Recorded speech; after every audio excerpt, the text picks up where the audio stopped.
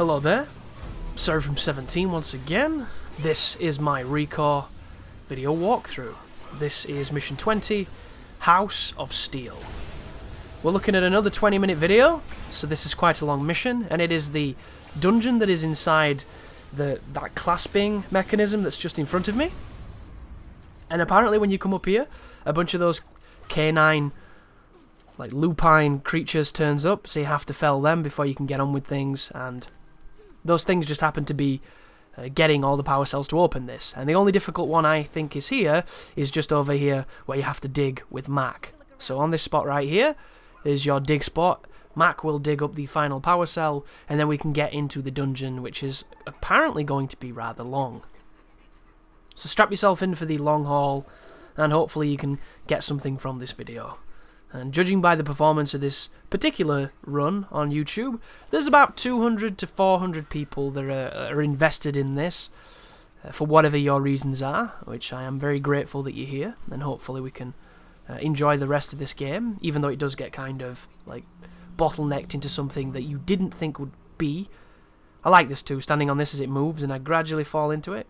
And she does a canned static animation while we're still moving, because I'm the master of manipulating the video games. And then we can come over here into the House of Steel, which you will notice is a higher level than I am. The only thing to watch about any kind of higher level zone where the letters are in red is if you come up against a creature that is too high for you, you cannot kill it. And of course, if you can't kill it, you can't win. So it can lead to pretty awkward moments. But once you're inside this, this is going to be a dungeon that is not the most taxing, but I believe I miss one of the red switches, so I might have to do this twice, so you might be watching 2 runs of this. And it's a simple dungeon. You touch a console, you go towards the area that it opens up, you do whatever's there, you come back here with some form of a key to open the next console, which leads you to the next area, and then there is, I believe, a third area, and then you're done. And some of these jumps are actually pretty tight. I had to use the flyer to make them. And speaking of making them, I didn't make that one, so it just goes to show you have to do it rather deliberately. And the problem that I had just then, if you're wondering, is you press a button to disengage the glider, and then you have to press a button to engage the dash. And if you don't do it the right way, you just drop your input. So twice then, I did it wrong. And all you want to do is, I think, press dash, and then press and hold dash again, and do it quite quickly. And if done correctly, she'll do a proper dash when you let go. I think I'm gonna, there you go. And that's all I was trying to do, guys, but it took me 3 attempts because the execution on it's a little particular, so just watch yourself, you should be fine. And then it's going to be a mixture of popcorn enemies and filler rooms like this one that lead into bigger rooms that are actually more dangerous. So these enemies, not only are they high level, but they can also swarm you. And there's this weird environmental ball that's doing weird shit, so I'm trying to do the instant extraction, did you see that? But it failed twice, because I think there was somebody stood in front of it, and I couldn't get my anchor to it. So that was a weird little back and forth. There's the ball that stuns you, but doesn't seem to damage you, I don't think. And then we have Seth doing what Seth does best, which is just causing all kinds of mischief, and I really do like him as a companion. At first, didn't think he was all that great, but then really learnt to appreciate him because he's a tank and he enables you to do some pretty interesting mix-up attacks, which I appreciate a lot. But here's a power cell, so we can push on to the next door. And I'm going to talk a little bit about what's going to be happening on the channel, because I get a lot of questions about, you know, what's coming, what's changing, if there's anything in the pipelines, things like that. And of course, the best video to do this on, such a discussion, is the one where my subscribers are watching it the least. So the only people who get to really hear this are the ones who really pay attention. So in one way, I'm kind of spiting myself, but I'm also speaking to the people who really matter, which are the guys who put in the time. Because if you watch everything on my channel, you're a hero, and you deserve to have something that the people who don't. Because I believe in that kind of reward system. I'm definitely a fan of the meritocracies. I believe you should get what you earn, and you should be given what you've done, basically. So if you put in the time, you get to hear this exclusive conversation. Or if you just stumbled upon this looking for strategies, you can be like, why is this mouthy English dude not talking about the game? Which, I always get a few of those, and they do make me laugh. But there's millions of videos on YouTube, brah. Check a different one. It's very simple. That's what keeps it ticking. But I've been thinking about some different ways to give you content. So basically, if you all give me tons and tons of money, I can give you content. That sounds great, right? It's the DSP approach. You give me money and I say no. I think it's really successful, only mildly successful. All depends on how sycophantic you are. Are you sycophantic enough to give me all your money? Then I think we should do that. No. As far as delivery systems goes, if you've been on the channel a little while, you'll notice that I tried non-commentated walkthroughs, and I wanted to do it for about a month to see how it changed my results when I look at my analytics, and it did change them. It gave me a few extra views and a couple of extra subs, but it had more of a negative effect on me and on the people who were vocal. The statistics looked better, but I didn't enjoy it at all, and a lot of the people were mentioning that they think I should do it this way, they think I should do it that way. Some people were in support, some people were against, and just as a most, it worked, but it didn't work the way I wanted it to. And there were a couple of great suggestions that people gave that I could have changed, but at the end of the day, because I can't control how YouTube sends out information, I do apologise as well. This is the second video in the row where I'm talking about things that are very system specific and not video gamey. But once again, the people listening to this are not the people looking for a walkthrough because the game is easy, and they're not the people who... Why did I do that? That was interesting. Did I think I'd missed something? Did I miss something? Am I trying to do something specific? This is an interesting moment of wondering what I'm doing. Oh, it's timed! Okay. I'm not doing it fast enough. That's perfectly fine. And did you see that? That's a pretty strict timer. You've got to be pretty quick. And this is the point where I'm looking around thinking, there's got to be a better way to do this. But you just have to make sure that you never wait for the doors. You have to be boosting through the doors the moment they are available. You cannot be waiting. You have to push forward, which means risking your jumps a little bit, and then you'll do it. So you see? You just can't hesitate. It's not about taking your time. It's about boosting for everything you've got, and you'll get through just fine. But delivery systems. I've been thinking of different way to get content to you that might be different. By the way, right now, somebody's jumped up here and is cock-blocking me with clicking. Couldn't move because of him. That was hilarious. I'm in the animation of opening a chest and he just comes up there and completely wedges me against the wall. What a champion. He just photobombed the video, the bitch. If that makes any sense. So I was thinking, you know, how do I get these things to people for this different experience? And people recommended a different channel, which is a great idea, but it fundamentally fails because it's hard enough building one channel, let alone two, and they always suffer. You have to be PewDiePie to make that shit work, or Toby Turner, even though, you know, Toby Turner's one of those people that... do you see Toby Turner these days? I don't know. I guess I haven't checked his channel, but I don't hear about him as much. I don't see him in the trending tabs and things, so maybe he's off to do different things. Hopefully they don't involve abusing girlfriends, because that would suck. Because there was that weird controversy over that, wasn't there? Which I know nothing about, so I'm not going to make any kind of opinion other than that quick barb. But building another channel is a no-no unless you're somehow gaining a lot of subscribers and you're in the moment, you're in the epoch, everything's great, there's a singularity, this dude's amazing, watch him. Which is just not me, unfortunately. So people mentioned things like putting them in a playlist and making them, I think it was either private or unlisted, and then making the playlist public, which is one way of doing it, but the problem is YouTube doesn't advertise playlists that much. They can be advertised and you can find them, but finding a playlist is more difficult than finding a video itself, so you're working against the search metric then, which once again, if you're not interested in this, probably going to be a boring video, guys, but if you like to know what goes on behind the scenes, then there's plenty of it coming in this video, because all I'm doing, jumping a bit, shooting a bit, touching switches, and chirping up every so often when there's something specific happening, and the rest of this is pretty simple, so hopefully you don't need me to be too hand-holdy. So there were a bunch of different suggestions, and I've been thinking of different ways to bring it forward.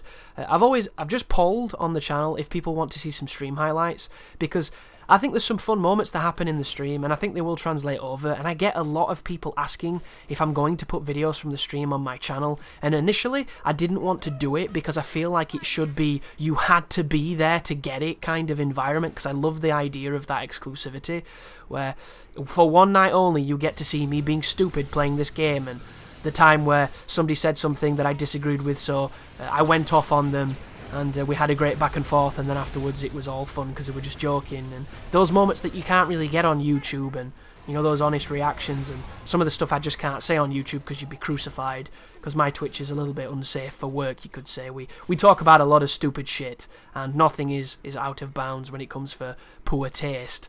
And it's not because we're trying to shock people, it's just because we appreciate that, you know, you only live once, the YOLO strategies, which is ridiculous, and I'm not too sure why people use that, but there you go. I just triggered a bunch of you, didn't I? Don't know why people use the term triggered. It's like cuck and all these other words they use. Edgy. What is edgy? It sounds weird. It sounds like something that deserves to be in like iRobot that never became a fully fledged robot. Oh, that's edgy. He just never made it. I don't get it. Weird. But that's neologisms for you, as I make another fantastic jump here. But I've also realised that depending on how I feel doesn't necessarily mean that it's going to be a failure or a success. So just because I don't particularly want to do that, and I like the idea of it being an exclusive thing, doesn't mean that that's the best way forward, because I am not the best at this, and I am not the person who's always right, and I don't know the best ways to do everything. It's just not how this works.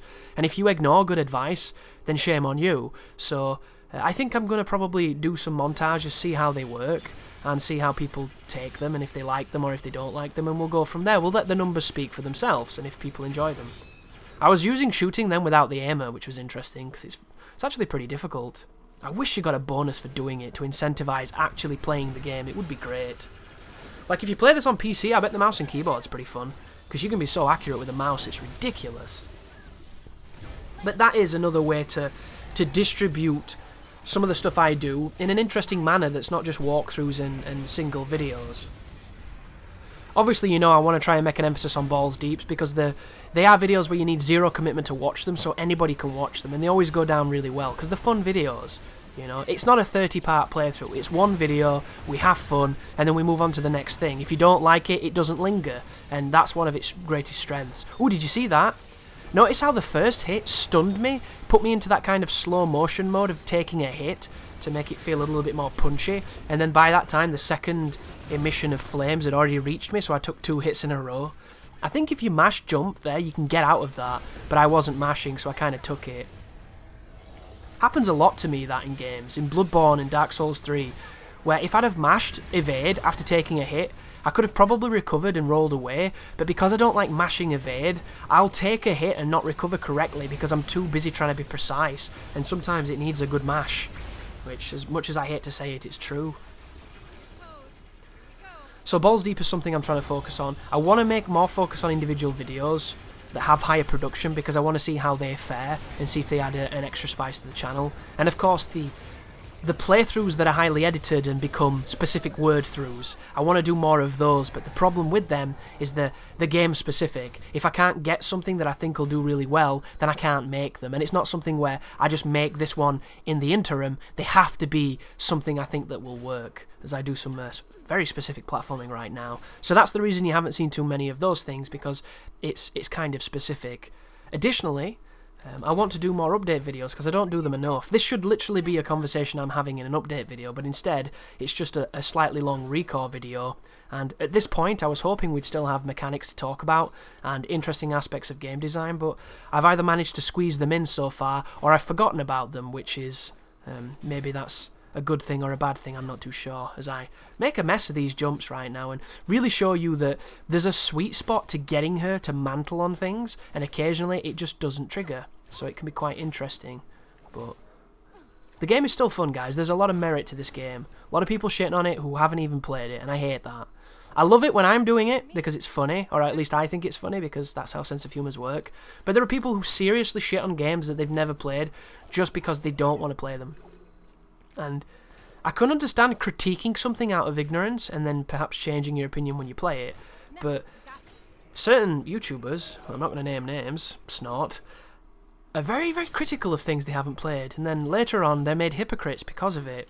And there's nothing wrong with that. Everyone's a hypocrite every so often. It can be quite fun. Jesus Christ, Chris, look at this. This is the type of thing I probably should have edited out, but we've committed to it now. So I want you to see just how many times it took me to do this silly jump. And I think all you have to do is do the glider. But you know, up here, what you can't see, and the reason why this is tricky, is at the top of that thing I was stood on, there was an invisible wall that was cock-blocking my jump. So it made it very difficult to get the right amount of propulsion to go into the jumps, to go into the dash. So when you were watching, I just looked like an idiot. But if you were playing, you would have felt it. It was literally stopping me from getting forward momentum. So it was kind of awkward, but you'll do it. It's not difficult. But bringing things to the channel more and delivery systems, and something that I thought of last night. I made a video a long time ago, which was a Foxhound run of Metal Gear Solid 3, which is the best rank. On the hardest difficulty, the best rank, and it was like 2 hours and 40 minutes or something. It was probably the fastest speedrun I've ever done of a proper speedrunnery game, because I'm not a speedrunner, but that was quite fast for me. And instead of putting it up in parts like I normally would, I put it up as one video, and it was like nearly a 3-hour video. There was no commentary, and it's just there as a video, but it's one video, so it's not taking up too much room.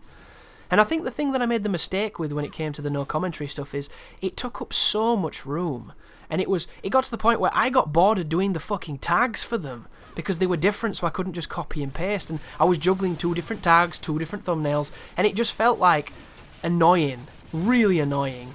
And I know that sounds lazy, but you know when you're making a lot of videos, it can add all that workflow, and nobody likes copy pasting a bunch of pasta bullshit unless you're on a Twitch stream that you're trying to derail. So I think that's the thing that made me dislike it to begin with. And then of course you guys were getting excited for a new video, and when you clicked on it, there was no commentary. And believe it or not, you might be one of those people that's wondering why anybody watches this guy, because you hate the fact that I'm talking on this so voraciously. But there is a lot of people who watch my channel for that very reason, and they're pretty much my demographic in the grand scheme of things. This dude looks kind of new, doesn't he? But the reason you haven't seen me fight too many of these is because they're in that massive desert that I haven't ventured into. So he looks kind of new and awesome, but there's tons of those, and you need to be careful, because they air raid you. They will sit at a distance, firing massive explosions, and you can generally see the projectile flying towards you, or you'll see a massive red zone blinking telling you where the explosion's going to be. If you're still in that, and they synchronize, you can be perma-stunned and die. It's very rare, but it can happen. So be very careful. Always get rid of them first, because the people who fire projectiles from a distance are usually more annoying than the melee guys. However, the melee guys are standardly more dangerous, because if they stun you, there's nothing you can do. But that looks like we've opened the doorway, and we've run out of time, so potentially I might be doing a super fast run through this dungeon if I need to. I hope I don't, but you never know. Maybe I missed the switch. I think I missed a switch. I might edit in which switch I missed. I guess we'll see together. But as I was saying, sorry folks, I think the mistake that I made was I didn't give people enough reason for that to be something that they could watch on the side.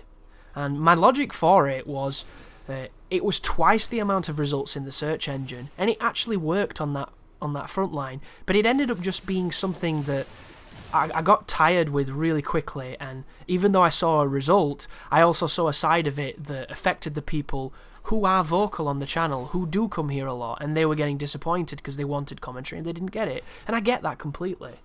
You know, criticism is one of the greatest ways to help a channel grow and to help it evolve, and I want to evolve. So I had the thought the other day of maybe one good way of doing it is, when I cover a new game, I get the game out quite quickly, but because I have to do the editing and because I have to do the commentary and because there's a lot that goes into the production of it, and I say a lot, there's not that much, but there's enough compared to, say, a certain YouTuber, Snort, who just presses record on OBS and then stops it, and there's his video that he literally directly uploads to YouTube without any rendering software, without any intermediary software, and without any kind of addition, omission, or editing to speak of. You know, compared to that, it's a bit of a long process. And it can take a while for the full thing to come up, because another thing, of course, is I don't want to blast every sub-box with tons of videos.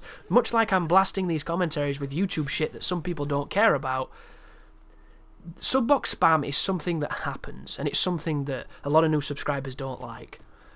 The last game that I spammed the sub-box for, what was it? Can you think? Deus Ex? You know when I released every video of Deus Ex in one day, I lost 90 subscribers. Which is not a big thing. I fluctuate subscribers all the time, and I generally get more than I lose, which is a progress. But losing 90 people because your dog, they do not want to be completely spammed with stuff is something you need to be aware of. And it's look at this, by the way. There's meant to be a robot there, but he's not there, and I was standing on him and then standing on things that didn't exist. That was pretty fun. But subbox spam is something that not everybody appreciates, and you can't please everybody, so nor should you try. So I like to give a handful of videos consistently, so you know that there's going to be videos, but there's not going to be enough videos that it interrupts the other people you follow on YouTube. Me personally, I don't care too much about subbox spam, as long as it's something I'm interested in watching. If it's stuff I don't like, or stuff I'm not interested in, I'll just unsubscribe from somebody. Because it's easy to find people on YouTube. I just search their names and I go to them. There are tons of people who I really enjoy, who I'm not subbed to, because of that reason. Because it's easier for me to not have, you know, a ton of stuff in the thing. But if it's something that I like, subbox spam the shit out of me. You know, back when XCal made videos on YouTube, I would love it when XCal dropped a bunch of videos, because I'd binge watch them all, because I really liked his stuff. And then he went to Twitch, and then I kind of didn't realise and didn't watch out for like 2 years, and like, where is XCal? What is this guy doing? And then I realised he's over there having a good time, and being quite lucrative too, which is awesome. He's one of the OGs if you've never heard of him. He's an interesting character though. Some people think he's very arrogant and a bit douchey, but I love that. I love characters, because they're exactly that. One of the things that bugs me on YouTube is these people that get really popular, and all they are is a fucking cipher for a sunflower. They're just a smile with teeth. And I find it really frustrating, because life isn't like that, you know, but they make it like that. And some people love yes men. They love positivity and happiness all the time. They want it to be like the fucking Brady Bunch, and I find it obnoxious as hell. And I'm not dissing any of the people that do that, because they're massively popular. But I like the occasional dark cloud with my sunny day, and I like the intermediary of it. I like the up and down, the valleys, the peaks. I like diversity. I don't think it should be smile, smile, smile all the fucking time, because to me that's just insufferable. It's like Step with Wives or something. Weird. Still haven't found it. Interesting. Or is this a different piece of footage? No, I just hit the switch, didn't I? So it just had me backtracking. Yeah, I just backtracked to get the thing. And I don't need the time, because it's just loot, and I'm not bothered about the loot. I'm not going for that achievement at the moment. But to put a bow on what we're doing here, guys, and what I was just saying, I think what I'm going to try, just to see how it works, is I'm going to edit the raw of the entire game into one file, into one video. Like a 6-hour video or some shit. And I'm going to try that. And I'm going to put it up before the commentated stuff, because it's easy to do that. I can record a game in a sitting. It's the commentary and the editing and the rendering and the pacing it for YouTube so that I don't piss too many off, and I give the people who want it enough to keep coming back for that crack fix. All of that means more time. Like, I have nearly every video of this done, which could go on YouTube, but I'm holding it because if I chuck up a bunch of videos that people already aren't watching, it just doesn't get watched, and there's no point, you know? Some people will watch it though, because they're crazy, and I love those people. So I think I'm going to try that just to see how it works, and then when people look for a walkthrough, boom, they've got one. I might have to timestamp it and be a bit more creative on the description, but if you want to see the full thing, and you want to see the strategies, and you're wondering about what part you want to see me do, or you want to see my strategy, you look at that, you see it, and then you come back afterwards and you check out the commentary to see what I say about it. And if it is a tough bit, I am going to talk about it, rather than a massive diatribe about YouTube and spreadsheets and boring people in suits and overhead projectors, Little Chef, whatever the shit is that I just came out of my mouth when I was talking. So a little something new to test, to see how that works.